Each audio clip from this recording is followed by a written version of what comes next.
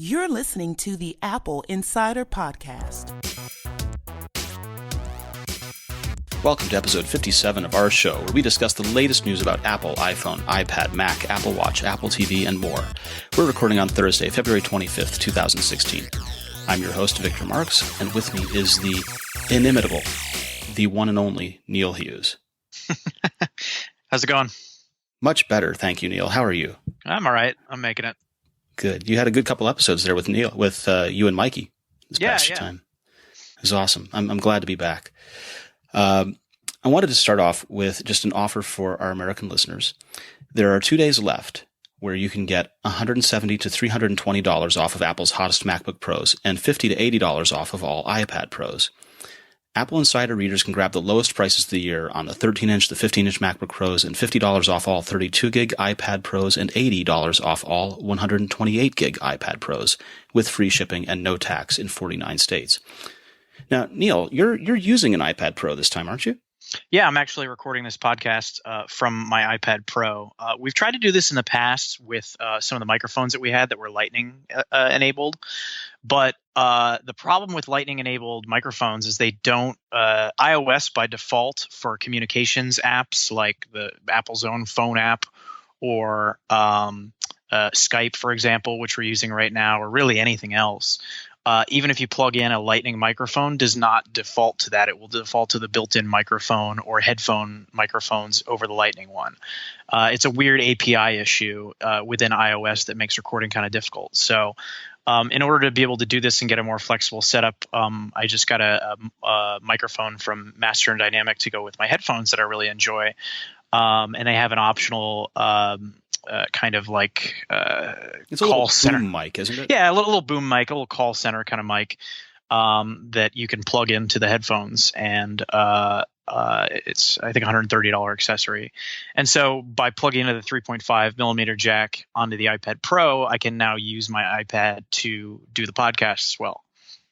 So you're using Skype for the call audio, and then at the same time running GarageBand and recording the call through that. Correct. Apple's GarageBand is recording the local. Then I'm communicating with you over Skype. And then I also, because of iOS multitasking, can use Google Docs to look at our agenda, Safari to pull up websites, that kind of stuff. And I have it connected to an Apple Smart Keyboard as well.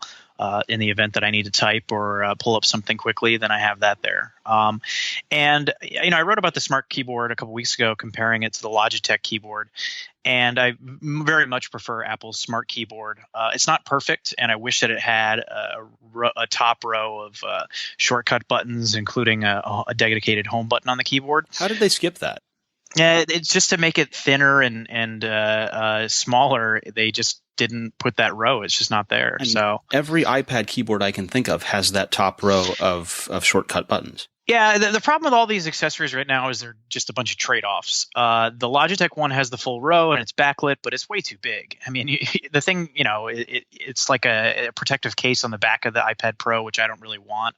I want something that I can snap on there and use, and then when I don't want it, I can just snap it off and throw it in a drawer or something like that. And this Apple keyboard accomplishes a lot of that. My biggest concern with it before I started with it was that it wouldn't be steady for like lap use or kind of moving around, and sort of the Surface Pro with the kickstand problem. Right. And actually, Apple addressed it. The base is pretty sturdy. The weight is evenly distributed. I can use it on my lap on the couch. It's not as good as a laptop, but it's not a laptop, so that's just kind of what you're dealing with. But I definitely prefer this one. I'm still excited to see more options out there and different options, and how people are going to approach this, and how they manage those pros and cons when it comes to portability versus capability, and what consumers want in terms of, do they always want a keyboard connected? Do they only occasionally want one connected? For me, I want to use a keyboard with my iPad maybe 15, 25% of the time, but most of the time I'm not going to be using a keyboard with it. So I want something that I can quickly ditch. Let me ask you, because I keep going back to this thing we've talked about for ages now, using the iPad as the only computing device. Does this work for you when you do that? No. I've done it, worked for a day on the iPad, and I've even done it with the Microsoft Surface, and it's getting better. but it's still a frustrating experience just because of a whole number of things, really. iOS is not taking full advantage of the capabilities of the iPad Pro. This is why you don't see, Final Cut for iPad Pro yet. That's not to say we can't get there, and I think that we will get there. But as it is right now, the multitasking has a fair amount of problems. Like, for example, the slide over / split view on an iPad Pro or even an iPad Air 2. If you want to pull up apps, you have to slide over from the right side, then pull down from the top of the screen, and then it just kind of shows you apps that you recently used. They're not even the ones that you'd want to be there. They're just whatever was last. Right. And so, if you have a few hundred apps installed, you might have to scroll for a while to get something, and then not all apps are compatible. And there really needs to be some sort of like dock that's customizable that you can pull over from the side that are your most quickly used apps, a search function to bring them up, something like that. There's workarounds. You can go back to the home screen, use Searchlight or Spotlight, pull up the app you want. Then when you do the slide over, it'll be recently accessed, blah, blah, blah. But it's just too many steps involved for something that should really be a lot simpler. So could I use it as my primary work device? No, I would like to. But I think where the iPad is right now is it's become I'm not working, I don't want to be distracted device. If I go to my laptop, I got my work email there, I've got my messaging clients there, I've got everything. If I just want to focus on doing one thing, read or browse the internet and just kind of do something personal, the iPad is my preferred device for that. I don't want to go to my laptop. Yeah. It's like my couch computer is basically the way I look at it. How many apps do you have installed on that thing? I have a lot, but I don't use a lot of native apps on my iPad. I find that I'm mostly in Safari. I use Spark for email, which just came out with I've been beta testing it, but they just came out officially with their iPad client today, which is great. And it's optimized for iPad Pro. Occasionally I'll use it as like a second screen for when I'm watching TV, and like if there's a sports game on I want to keep an eye on and I can stream it on my iPad, I'll do that and have it just kind of around. I like checking out the calendar on it. I read the apps for New York Times and Wall Street Journal. I like both of those. Sometimes I'll do iMovie on it just for quick edits. Sometimes I'll do music, but I would say 75% of my time on my iPad, I'm just kind of in Safari and just using it to browse the web or something. Yeah. I read a study this past week that said that out of the hundreds of apps that we have installed on the phone, for example, that there are maybe 20 that you use frequently and 5 that you use daily. That it's really like that. And I looked at that and I realized I've got thousands and thousands of apps installed on the phone because I'm ridiculous. But I looked at the iPad mini that I've got, and I've only got like maybe 20 apps installed on the thing total. I have 176, I'm looking right now, installed on my iPad Pro. Wow. But most of them are in folders. I just, my home screen is just a bunch of folders because I don't access them as much as I do on my iPhone. My iPhone, just because it's you don't want to pull up a website and load it and all on your iPhone. It's limited screen real estate. But when you're on an iPad, pulling up Safari doesn't seem that bad. Going to a website doesn't seem that bad. And a lot of times these apps aren't optimized for the iPad, or they have certain features that are missing in their apps. And sometimes it's just easier to go to Safari. Yeah. I need to correct myself. I went through a big purge and removed a lot of apps from my phone. I'm down to 637. Oh, wow. Yeah.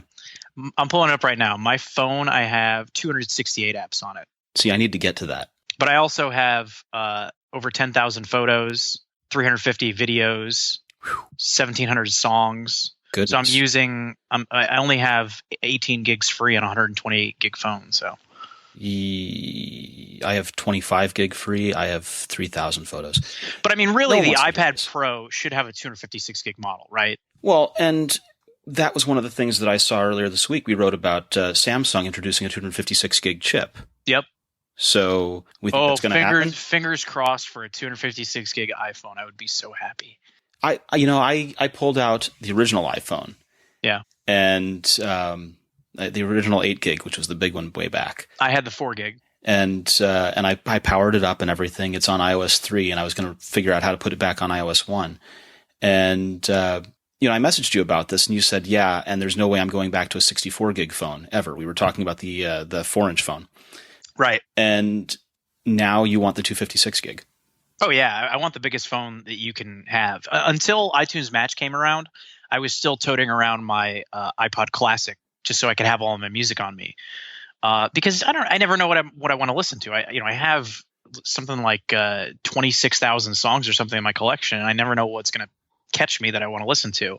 Limiting yourself like that just seems unnecessary to me. So until iTunes Match came around and I could put all my music in the cloud and have it all accessible, I was always carrying my iPod Classic with me. So yeah, if I could get a 256 gig phone, I could pretty much just download all of my music and have it on there.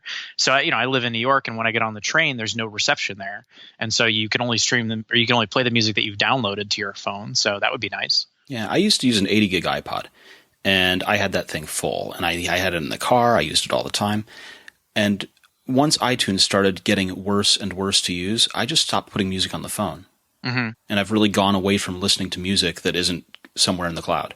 I'll use Spotify, I'll use Pandora, I'll use any one of the iHeartRadio. I don't care about storing music locally any longer. I do to an extent. I mean, if I'm going to be flying and, I'm not going to have reception or something, then yeah. But you're right. I mean, as each year passes, I need to have it saved locally less and less and less.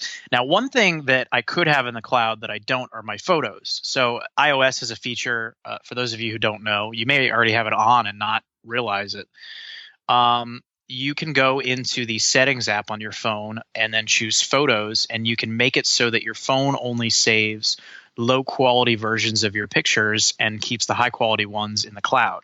And then so when you pull up a photo, it will then download it from iCloud, and this way it saves some space on your phone. But I have so many photos, and I love Apple's Photos app and the ability to quickly go back and find old photos, and I use that a lot. So much so that I want all of my photos and all my videos in full resolution on my phone. I don't have to, because a lot of times, like I use it on my iPad to save space, but on my iPhone, like I'll tap on something and then it takes like a few seconds to download. There's the cloud like a delay. Grinds away, and then you get the full resolution coming in. Yeah, exactly. So I would rather just pay for the high capacity and just have all the photos that I take saved on my phone. And then I use an app called Flick, F-L-I-C. I'm sure that there's other ones that do this as well, but it's kind of like a Tinder for your photo library. So once a month, it sends me an alert and it says, hey, time to go back through January's photos and see which ones you want to save and which ones you don't. And then you swipe left or right to approve keeping or dispensing with the photo. And then it'll bulk delete your photos at the end of the month. And then every month I free up like 500 megs because I'll do a thing because, your iPhone photos always turn out so blurry and stuff. Yeah. I'll do burst photos. I'll take a ton of photos and then go back and then pick the right one and then crop and edit and then use that photo. So I'll always end up with a ton of photos. And in the moment, like if you're at a concert or a sporting event or something, you don't want to go through and delete all these photos you just took. So it's a nice reminder at the end of the month to go back and kind of clean that stuff up. But on my iPad, I do have the cloud feature turned on because I'm not looking at my photos on my iPad that much. So I don't really care. Now, you've got the Pencil. Are you using the Pencil? Not anymore. Right. You put the betas on that thing, didn't you? Yeah, I'm running 9.3 beta 4, and the Pencil is still broken. We wrote about this You and Mikey wrote about this last month. Yeah. Mikey thinks it's a big conspiracy, and maybe it was, but the word is we're getting it back, right? We're getting the functionality of Pencil as a navigation tool. Yeah, so, there's something to be said. I mean, when you have a screen this big and this gorgeous, it's really nice, but when you're interacting with your content, your greasy fingers just leave smudges on the screen, and it's not easy to just wipe it off. Well, stop eating barbecue ribs while you're doing your iPad, man. I know. It was like the what was the gimmick that Samsung had that one year on one of the Galaxy phones where you could hover over it but not touch? It's like, when is this feature appealing? Like when at you're McDonald's, you're eating hot wings, and that's the only time you're going to use this, like. But yeah, so having the Pencil as a navigation tool is pretty nice. I got the Pencil just to review it. I'm not a drawer. I don't draw at all. I've used it a few times to fill out documents like signing PDFs. You play Hangman on the iPad, right? Yeah, right. Yeah. So, I mean, it works for that kind of stuff, but it's nice to have it as a navigation tool. And for some precision stuff too, like when you're in iMovie, just to not have your fingertip in the way and stuff. It's a nice option. The first 4 betas of iOS 9.3 do not allow you to use it as a navigation tool, even though you can in iOS 9.2.1. So people started to think that this meant that Apple was changing the way that the Apple Pencil worked, and you were no longer going to be able to use it as a navigation tool.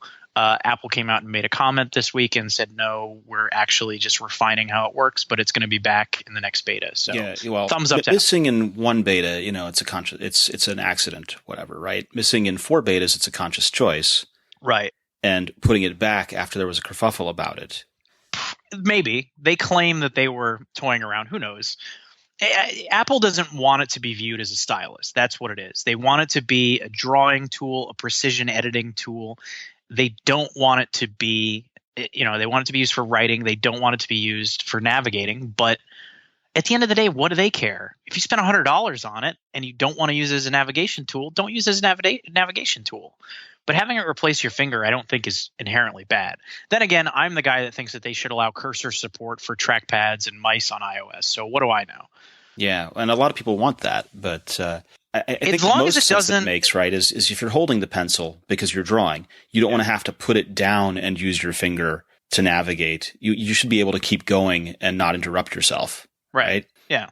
No, I as long as it doesn't ruin the core experience, I think you're fine. When it comes to a trackpad for a touchscreen device, I mean, that's kind of a little bit funky, but, if it keeps your hands in the same place as your keyboard, it maybe makes more sense. You're more productive when you aren't having to move your hands all over the place, like reaching up and tapping on the screen. I'm going to stop you there, Victor. I just went back to check GarageBand, and of course it's not recording. So, well, I've been recording both of us on this side. That's fine. So I'll start recording now if it's of any use to you, and we'll see if it works. But clearly iOS multitasking failed. We get it across up front, though, that we're using an iPad, so people can excuse the quality, please. Yeah, it's recording again, but whatever. Who knows? It is what it is. Right now, I'm on an iPad mini, and I'm not even on the iPad mini 3. I'm on the iPad mini 2. Mm-hmm. Clearly, at some point, this is a device that I should probably consider replacing. What's coming that I should care about? Well, if you want a bigger screen, Apple is supposed to hold an event March 15th to announce iPad Air 3, which all the leaks and information that we've received thus far would suggest that it's basically going to be a smaller iPad Pro. Same features like the smart connector, so presumably there will be a smart keyboard for the 9.7-inch size, the 4-speaker array. Not really clear how much RAM and what processor it's going to run. Don't know if they'll go the full 4 gigs / A9X that the Pro has. Would it have pencil support, do you think? I would have to think it's going to have pencil support. Yeah, that would it would be stupid of them not to do it, especially if it's going to have the smart connector. I mean, just bring it all over, Right. And then do like they do with the 13 and 15-inch MacBook Pro. If you want more horsepower, bigger screen, go with the 15-inch. You want a little bit more portability, maybe don't get the same processing power, you go with the smaller model. So got to think that the Air is going to get everything from the Pro, maybe an A9 chip instead of an A9X, maybe 3 gigs of RAM instead of 4. I don't know. Right. Something So like that. it becomes sort of a differentiation between you've got let's say the 6S Plus. Yeah. And then the iPad Air 3, which is something somewhere between the capabilities of the 6S Plus and the iPad Pro. Right. Is that the right way of thinking of it? Yeah, I think so. Apple doesn't want to get into this like specs game, so they don't even say how much RAM the processor has. We have to tear them apart to find out. Well, yeah, but it comes down to mattering when we're doing things like running that big screen with a bunch of Safari tabs open or applications that call on it, right? Well, and there's rumors that this is going to be expanded even more this year, that the lines between the iPhone the 4.7-inch iPhone and the 5.5-inch model are going to be even more distinct with the iPhone 7. So the rumor is that maybe the dual camera system will only be on the iPhone 7 Plus. Maybe the iPhone 7 Plus will have 3 gigs of RAM, while the iPhone 7 will stay at 2 gigs of RAM. So you're going to see Apple maybe start to justify that $100 premium more with the larger model. That's cool. Yeah, this looks to be the year that I buy a bunch of stuff, and I'm trying to think about what are the right things to get. Are you interested in the 4-inch iPhone, Victor? No, I'm actually thinking about going to the plus-sized model. Really? I am. I have a friend who has been talking with me about getting the 4-inch phone for his son, and he picked up a 5C just to see what it felt like again, and his words were, he texted me moments ago, and he says, "So small, how did we ever survive?" And, I had the similar experience. Like I said earlier, I picked up the original iPhone, which was the not even 4-inch, right? It was smaller. And I powered it up, and yes, it's dwarfed, right? So I think maybe the plus sized model is the right one for me now. Yeah. I'm excited about the 4-inch phone, but it's out for me if there's no 128 gig model.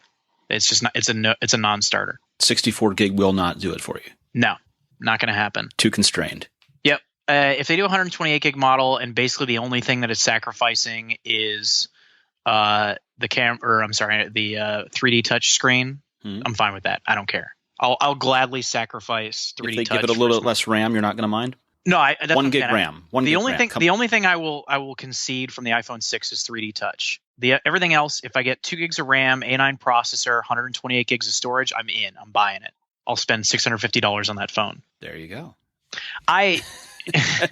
Sounds like because I know that just because of what I do, I'm going to have to get an iPhone 7 later this year. Such a horrible thing that I have to get an iPhone 7, right? Well, but it's not like you're not paid to get that. Right. No, but I'm saying, when I go and buy one of those things, I know exactly who's paying for it. It's coming out of my pocket, but I can't buy one of every model like Mikey does. I'm going to have to review both of them. And so I was wondering to myself, because you can set it up that when you download stuff, it automatically downloads on your other devices, and you can have it so everything syncs in theory. I wonder how easy it would be for me to just swap phones as needed. Like, let's say I was doing something like want to take advantage of the better camera in the 7, whatever. Yeah. Pop my SIM card into that, and then maybe this is why we need like an eSIM. Why can't I just have multiple devices and just pick up which one I want? Because carriers. Yeah. Well. Well, and we've talked about this before, like you and I, Victor, the Apple Watch and the possibility of a 3G or LTE radio in there. I mean, they're not going to have a traditional SIM card in the watch because it would take up too much space. Physical size, yeah. Right. And, that's a waterproofing issue and all kinds of other stuff. They're not going to have it so you can insert something into the Apple Watch. So eSIM is a thing that's coming out. In fact, Samsung just announced a watch that has eSIM in it. That's on the Gear S2, something like that? Yeah, something like that. Yeah. And so carriers now have this thing where they charge you like $5 a month or something to add that device to your data plan. I'm trying to think. I remember when it was just 20, right? It used to be 20 to add an iPad to your data plan or something like that. It was 15, I think. Yeah. I think what they do is, I think they still charge that. It depends on the size of the device. So a phone is like, $25 or whatever it is. Your iPad will be like $10, $15, and then these smaller connected devices, I think they charge $5 per device, and they all share in the data plan. Right, because they know that your watch is not going to be drawing incredible amounts of data. And if I'm only using one phone number and sharing it between devices, why couldn't I have an eSIM shared between two phones and they both ring? Who cares? Tough question. I think that the carriers are still old world enough that they would want to give each thing an individual line. And, probably. That it would be a pain to activate or deactivate to move it over. So how much of a pain would it be to switch between devices with eSIM then? Because Apple with watchOS 2.2 and iOS 9.3 is adding support for multiple Apple Watches so you could switch between them immediately. So imagine in the not so distant future, we have some LTE capable Apple Watches and somebody owns two Apple Watches, one for the gym and one for a night out. And that way they can, one can charge while they're at the gym and then they come back and swap them out. I could see a scenario where somebody would want to do that. How difficult does it then become to have the carriers play nice with that kind of stuff if you wanted to pay for both of them to be connected? I think carrier adoption would be one of those things that we've seen with other carrier adoption problems, right? Voice over LTE or the original visual voicemail.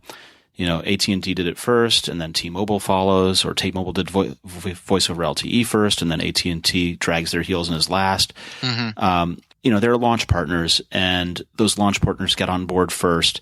And in the US, it's one thing where if you're saying they're going to carry the Apple Watch, then they'll be the ones that are launch partners and on board for it. But if they're not carrying the watch with the eSIM in it, then they can drag their heels and be a little slower about it. But a lot of this goes back to what I've been talking about with this concept of, your computer and your data is anywhere. You sit down at a computer, maybe 10 years down the road, Touch ID or, retinal scan or whatever the heck it is at that point. You sit down at a terminal essentially, and then all of your files are instantly loaded from the cloud. Why can't we? Well, and that's something that we were aiming at years ago, right? You remember network booting on Mac. Yeah. Right? That was, if you go back and look at one of the original 1997, 1998 Steve Jobs speeches where he's talking to the crowd at a developer conference, and he was talking about what eventually became Time Machine because he never lost his data anywhere. And he was also talking about network computing because he could just grab any computer and boot off of the network way back then. And those are the kinds of things we're finally seeing become useful, right? Ubiquitous.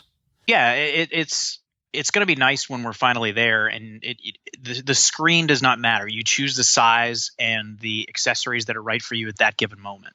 Whether you're on your phone, whether you're on a tablet, whether you're on a Mac, you can access your data, and it's secure, and you can trust it. Yeah, and we're not there yet, but every year and every release cycle, we see more and more of these things converging, don't we? Yeah, and so I think it would be nice to be able to have multiple iPhones and just decide which one if you had a Plus, for example, and you were going to go out and shoot some video and you want to use the better camera in it and that kind of stuff, then that would be an option for you. And I mean, everybody wins there, right? And for those nights when you're going out on the town and you have, slacks that have almost no pockets, you carry the 4-inch phone. Yeah, you're not wearing your JNCOs or your cargo pants for your iPhone 7 Plus, then, you bring your smaller phone. But along the way, right, the capabilities of these different things are converging. One of the things you were telling me about before we started the call was the idea of Siri on Mac. Yeah, so there's a rumor this week that finally Apple is going to bring Siri to the Mac. Siri was only on iOS devices until last year. It took a while even for it to come to the iPad. It was just dictation at first, and then finally Siri. Then last year it was on Apple Watch, although that has to be connected to your phone. And then now it's on the Apple TV, and you can use that to search for content and stuff. But the rumor is that Apple is going to add a Siri button to the menu bar on the Mac, and you can click on it and then do something, presumably similar functionality to what is on your iPhone, but it's not quite clear how that's going to work because, for example, you can't use Siri on your Apple TV to control HomeKit devices. So, Siri on the Apple TV is a very specific use case, a very specific context. It's about searching content, and that's it. Yeah. Which is weird since the Apple TV, like you point out, is the bridge for HomeKit. And the thing with Siri, too, is I use it a lot on my Apple Watch because I have Hue bulbs in my house, and I use it to turn them on and off a lot. And it works great, but it's slow. And I think that's mostly because of the watch. The watch takes 4 or 5 seconds to figure out what I was saying because it's offloading the processing to the iPhone, which is then offloading the data to the cloud, which then has to get sent back to the phone, which then gets sent back to the watch. And I was thinking about it today, and I was thinking, they bring Siri to the Mac, and supposedly if your Mac is plugged into the wall, it's going to have always on Hey Siri capabilities. How cool would it be to kind of get like an old Mac Mini or something and have it be like a headless unit, just always on and listening for Hey Siri with a mic plugged in and its own speakers? And if it worked with, for example, HomeKit, you could then have, the equivalent of Amazon Alexa and roll it yourself. Intriguing. Now, I just installed a HomeKit door lock yesterday, actually. I put the Schlage deadbolt that's HomeKit capable on it, and I've been using Siri to lock and unlock the door ever since. It kills me that you mentioned Mac Minis because I've got 2 of them here that I've been working with for the past 2 days trying to recover a hard disk error. But the idea of rolling your own Amazon Alexa is not bad. I've been thinking a lot about the Amazon Echo, and the thing that I've been thinking about is that it's currently kind of impractical to have more than one because they're $180 and they don't really do anything other than act as that interface to the cloud, whether it's pulling music from Spotify or from Amazon Music or interacting with your Hue bulbs. That's kind of all it does. One of the things that I've been thinking about is the speculation and what if of Amazon licensing out the Alexa interface and software to run on other people's third-party devices. So, your Philips Hue bridge, what if it ran Alexa and had a mic and speaker on it? What if, the door lock, which already has a speaker in it, can also listen for things, and just all of the things around your house are able to listen. I feel like in many ways the new Apple TV was a missed opportunity for Apple. I understand why they did what they did. Obviously, especially this week where we're talking a lot about security. Apple wants to be security conscious, and they don't want people to feel creeped out that their Apple TV is always listening to them. So building the mic into the controller, requiring you to pick it up and press a button so you know that it's listening. It's very intentional. Makes people feel comfortable with it. If they had built a mic into the box itself and made it an always listening thing that could control HomeKit, it would make the Apple TV a much more compelling device as the center of your connected home. I realize why they didn't do it, but I think that there's a need for that in the Apple ecosystem. And there's got to be a way to do it to make people, opt in, make them feel more comfortable, know what they're getting into, that kind of thing. Maybe Siri on the Mac is the way to do that. But then it becomes, is HomeKit going to be supported? Because it's not supported on the Apple TV. What is Siri on the Mac going to do? We don't know at this point. Yeah, we have no idea. I do like HomeKit, though. And HomeKit, we should point out, is pretty secure. HomeKit has that eight-digit number that's on every device, and there's a secured chip inside of each HomeKit device that Apple requires and, of course, takes a licensing fee for. And that protects your HomeKit devices and HomeKit network from being hijacked and being used in malicious ways by other people on the network, whether on your network or outside your network. And a lot of the HomeKit's big failing really is Siri. Well, only in that Apple makes that the primary way of interacting with it, and you have to know to get other applications to control it. Like you use the Home application, I use the Insteon Plus app or the iDevices app, because those are aggregator apps that allow you to control all of the devices in one application. And that's something I really like, is my ability to choose whose app I like for controlling all of these things, and something that we're going to write about on the site eventually. I keep threatening to do that. So if you ask Siri to turn on your lights or something, how long does it take for it to respond? I want to say it's 3 to 4 seconds. Okay. Usually for me, especially if I'm using my watch, it's more like 10 seconds. Yeah. I mean, we could do it now and time it live on the show. But yesterday I was screwing around when I was doing the door lock. I was also triggering the lights upstairs and turning them on and off. And I got a text message from I got an iMessage from my daughter from her iPad saying, "Daddy, why are you screwing with my lights?" And it totally was responsive enough that I was able to turn them off and on and get her. Yes. Why? Let's see. Here's what she said. "Why are you turning on the lights?" And, when she did that, I turned them back out. But it seems like Siri is a little slower controlling HomeKit if you haven't unlocked your phone in a little while or engaged with HomeKit in a little while. And then if you've just done it a second ago, it responds a little more quickly the second time. So I wonder, too, if having a Mac plugged into the wall, more horsepower in it, presumably more stable connection without various power-saving methods that iOS does, if that might be a better way of doing Siri. Well, we don't know if it's that or if it's a networking thing where it's going out and authenticating with your iCloud ID and making sure that this device is able to control these things. Yeah. Right? It could be a security measure there as well, and we just haven't checked because, I haven't probed the network lately. I wouldn't put it past them because they are very security minded. Right.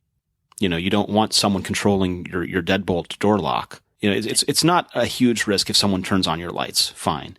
It's frustrating if someone adjusts your thermostat, but if someone can open the door to your house, that's major. Or if the FBI can crack your phone. Yeah. So that was a big story last week. It's a big story this week, and it makes my head spin because every time anything new is published on this, there's some new wrinkle about either side, either adding emotion to the argument or changing the facts or adding new facts. It's just crazy. So what's the news this time?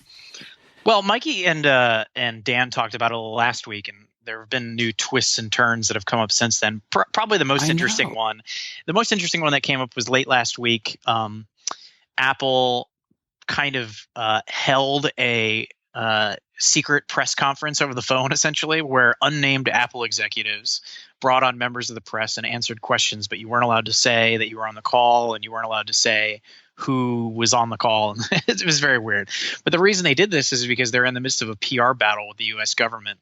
And the government was making it sound like Apple was not cooperating with them at all in terms of this investigation. So then Apple That's not true, because Apple was complying all along, right? Right. So what happened was Apple was trying to help them back up the phone to iCloud, because while Apple can't unlock your personal device by breaking your passcode entry, they can access data if it's stored on iCloud, because that's stored on their local servers, and they can decrypt that.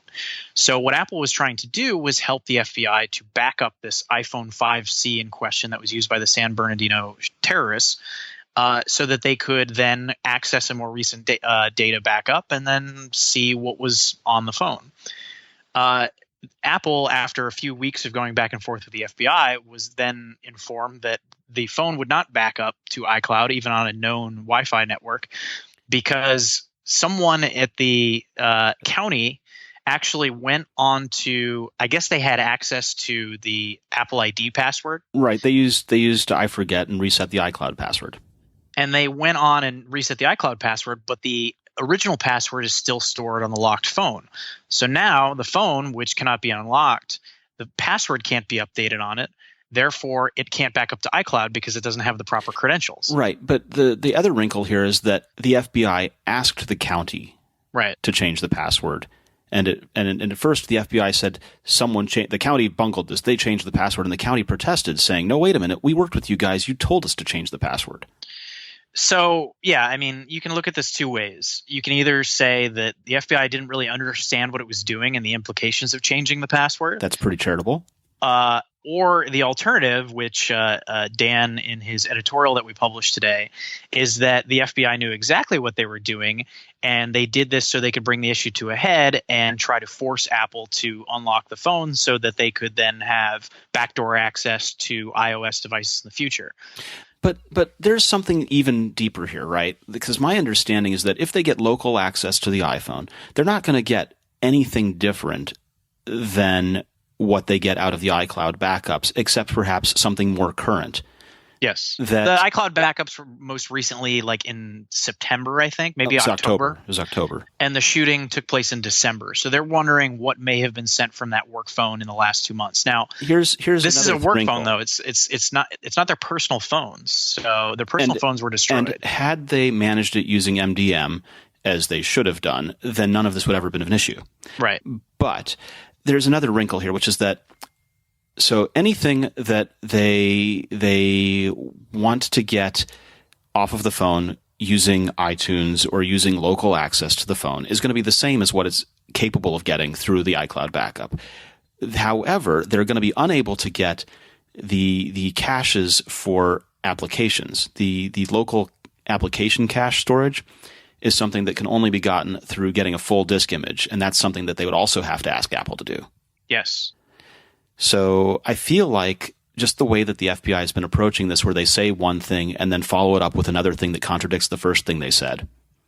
Well, and they've done that a lot. Some apps do back up to iCloud Drive, and your messages are backed up through your iCloud backup. So, I mean, presumably they want to see the messages that were sent, especially if it was between iPhones or iDevices. Right, but if they're looking for something like Telegram or Signal or one of those kinds of caches that are not backed up through iCloud.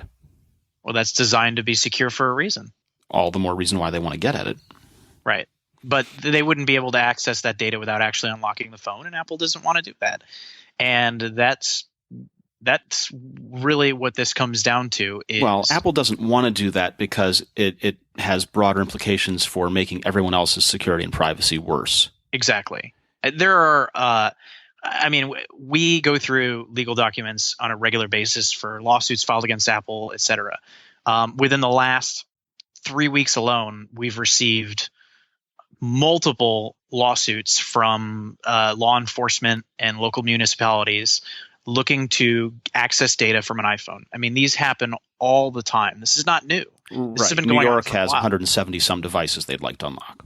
Right. So, there was a story that came out this week, that the FBI was looking to get into 12 other phones. It wasn't even that big of a story, even though it made the rounds, because it's been going on for a while. It made the rounds because Director Comey of the FBI published an op-ed on the Lawfare blog saying this is about one phone and one phone only. And then 24 hours later, oh, well, maybe it's about 12 other phones also. Maybe. Well, the 12 other phones, though, they didn't progress to this level with a magistrate judge. The 12 other phones are also making the case using the All Writs Act. It's the same argument. It just happens that they care about this one in this case. And by the way, there are 12 other separate cases with the same supporting argument. Right. And it's a little disingenuous. Yeah, the DEA put out, I think it was like 4 or 5 years ago, a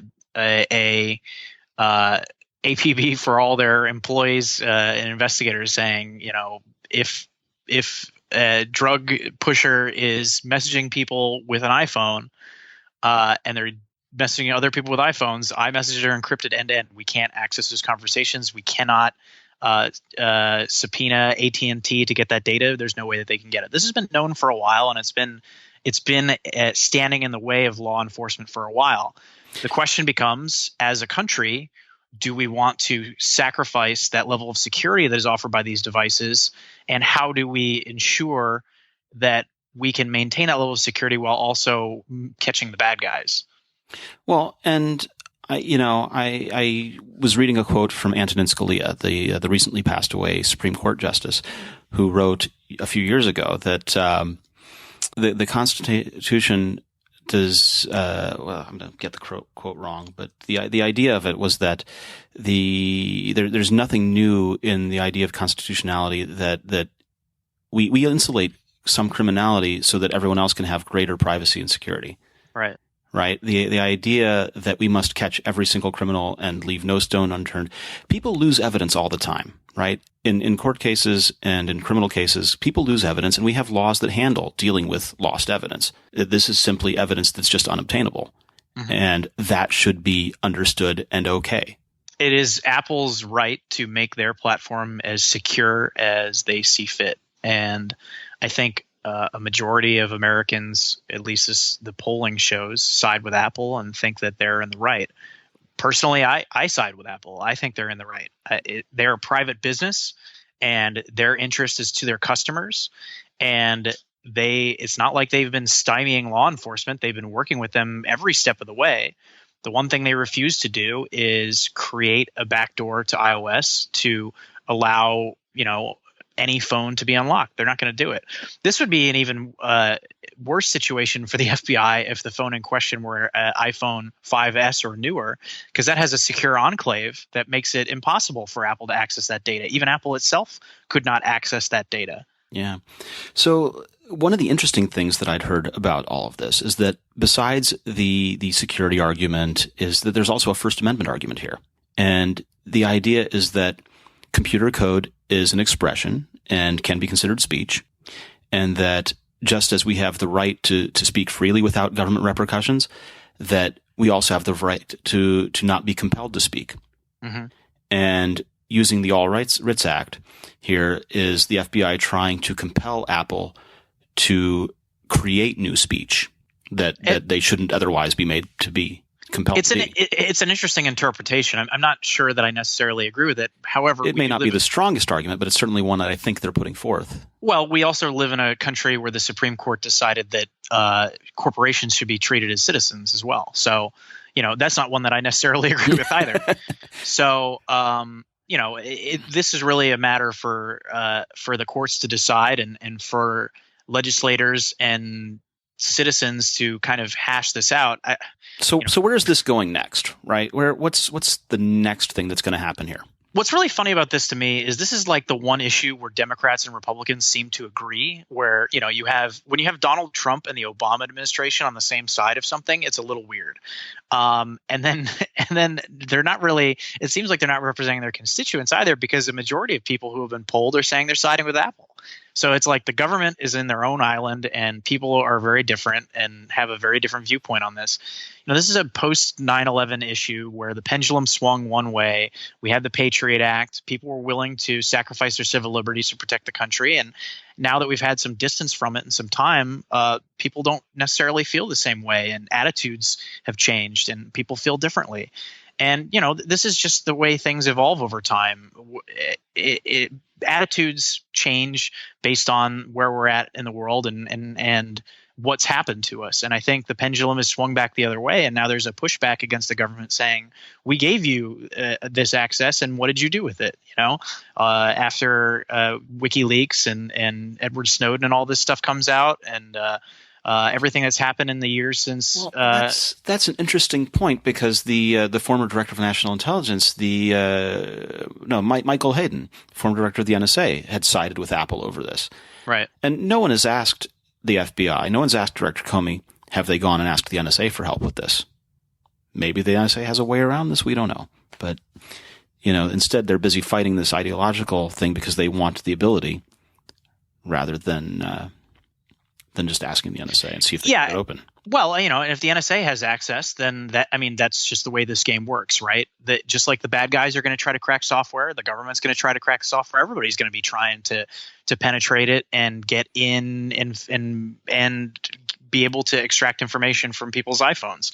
That's fine. That's the way this is going to work. But it doesn't mean that Apple has to be complicit in it, because all that it takes is the software ending up in the wrong hands, or becoming too freely available, or just being misused in some way. And then there's a huge problem for everybody. Right. Once something's created, keeping it secret, keeping it from getting out, or keeping it from being distributed is almost impossible. And I certainly wouldn't trust the FBI to keep something secure. Definitely not. No. Especially with their personnel leaks that they've had, and their lack of using encryption on their personnel files. They could have prevented all of the hacks that they had if they just encrypted their own files. I think that most people are siding with Apple because it's just common sense in that case. Right. I just honestly think that that's really what this is. Do you trust the government that much? So we published an article about Bruce Sewell, who is the Apple Senior Vice President and company's general counsel. Yeah. Mr. Sewell is going to Congress.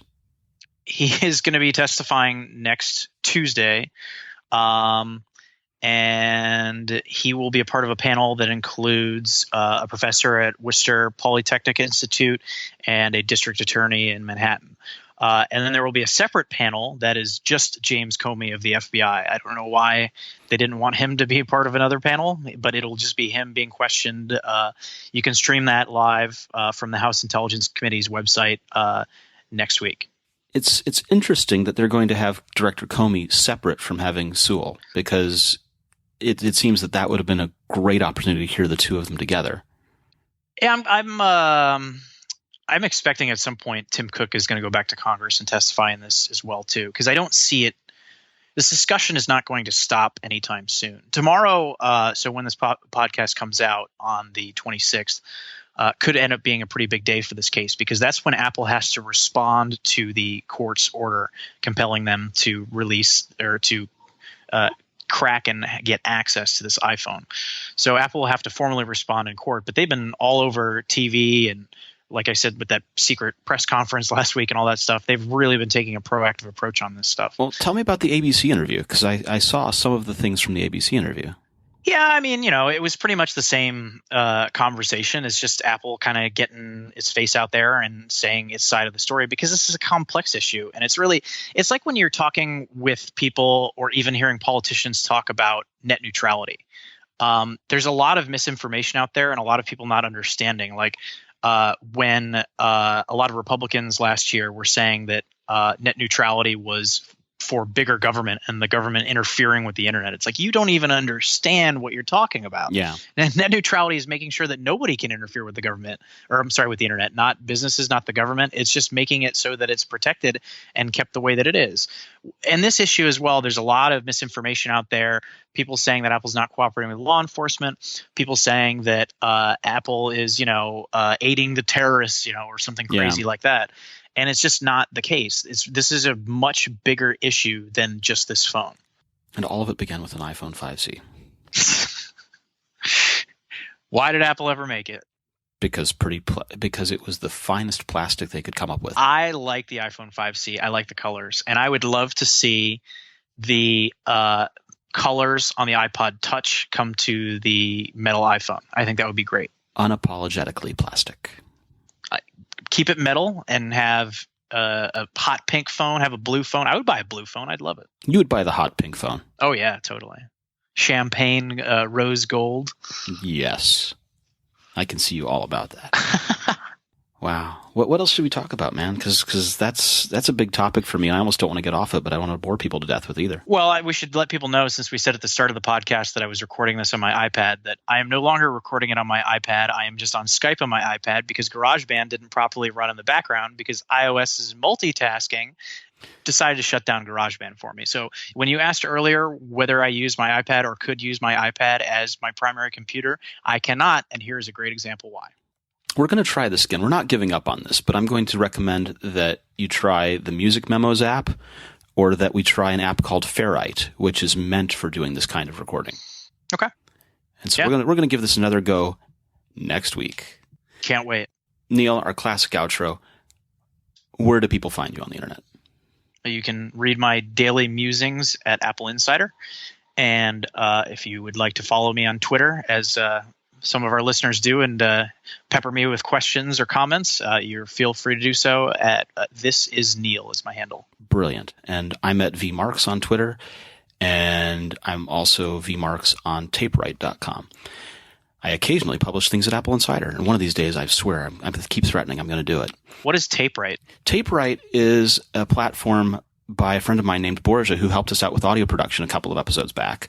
Okay. And TapeWrite is an interesting thing that he's made where you record audio and then you supplement the audio with pictures or footnotes that are basically like cards tied to specific points in the audio. And people who listen can flip the card over and comment on it. And you can come at this a couple of ways. You can read all of the cards first if you don't have time to listen to the audio.